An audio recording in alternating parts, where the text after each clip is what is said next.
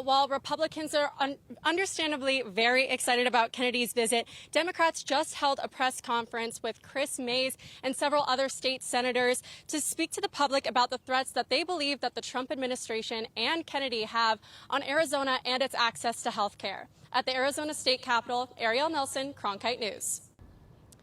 Last summer, Phoenix saw a record-breaking 70-day streak of temperatures above 110 degrees. In 2024, Maricopa County saw a confirmed 466 deaths caused or related to the heat. And in 2023, 45% of victims were from the unhoused community, making that community some of the most vulnerable people to the heat. One other statistic to think about. According to the FAA, commercial pilots need 1,500 hours of flight time before they can become licensed. Private pilots need at least 40 hours. In the newsroom, Arielle Nelson, Cronkite News. Arielle Nelson joins us live from the Cronkite Weather Center with more on today's advisory. Today and tomorrow, Maricopa County has an air quality warning, and that means that sensitive populations like older adults, children, and people experiencing issues with their heart and lungs can have a harder time breathing as a result of an excessive amount of ozone, a pollutant being in the air. Those sensitive populations are being advised to monitor the amount of time that they are spending outside. The general population is being advised to carpool to work, use public transportation, and everyone is being prohibited from burning wood. Despite the efficient assembly line, St. Mary's does more than just provide food. It also provides second chances to people who are struggling. I remember this place called St. Mary's. I was adopted, and my parents at the time went there and get food. So that's what we did for a whole year, until one year my wife said, why don't you try to get a job there?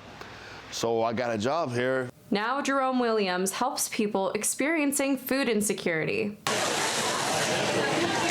The Emergency Food Assistance Program, or TFAP, provides funding to organizations like St. Mary's. St. Mary's provides 300,000 meals per day, and because of the recent budget cuts that will be going into effect in May, organizations like St. Mary's are going to find it harder to provide the same amount of food to the people who need it. According to the president and CEO of St. Mary's, they just found out that they won't get 30 truckloads of food that they had hoped to distribute. Despite the odds being against them, St. Mary's is determined to continue providing their usual 1.2-pound meals to the community. Our plan is not to reduce. We are very focused on filling the gaps from our private donors and from our own purchased supply to fill this gap.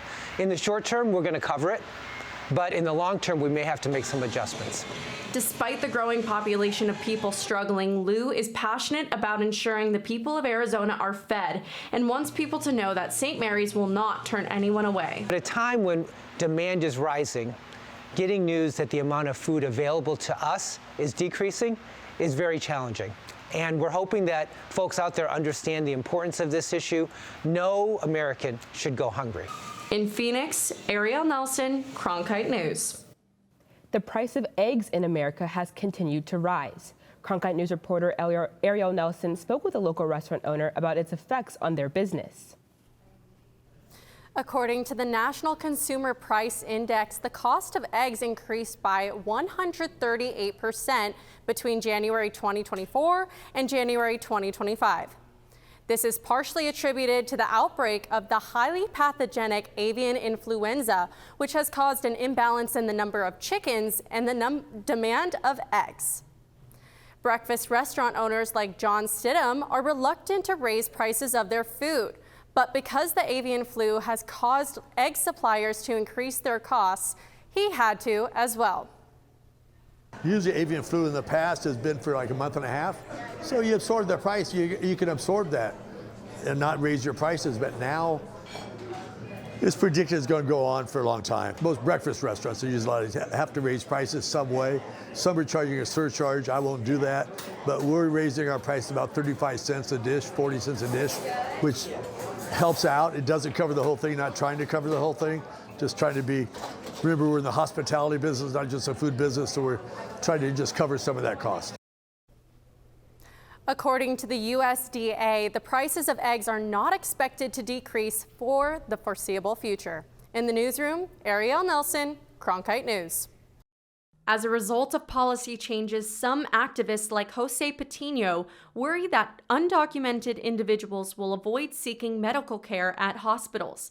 It makes no sense to me if that is your strategy to create a more prosperous country economically or a safe environment.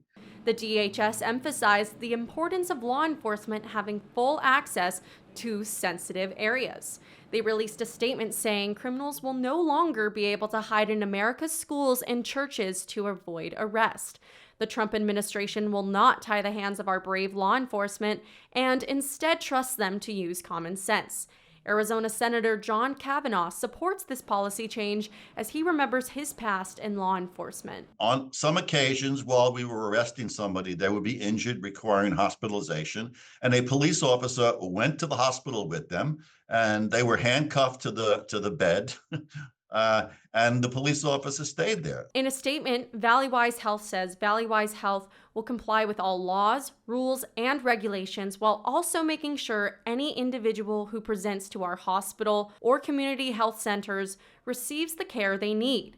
Hospitals are required by law to provide life-saving treatment to anyone, regardless of ability to pay or status. Banner Health sent Cronkite News this statement saying Banner is committed to providing high-quality care to each patient. We work collaboratively with law enforcement agencies to protect public safety and will continue to comply with all state and federal laws.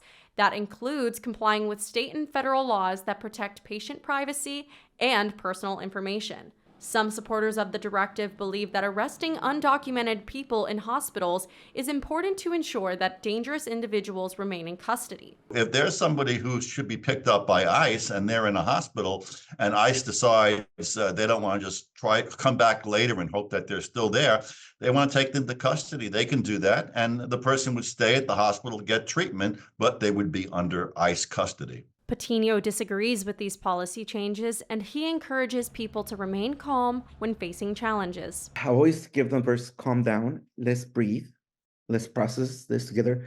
Because when you get it, you make mistakes or you do things incorrectly that are going to harm you is when you are agitated. In Phoenix, Arielle Nelson, Cronkite News.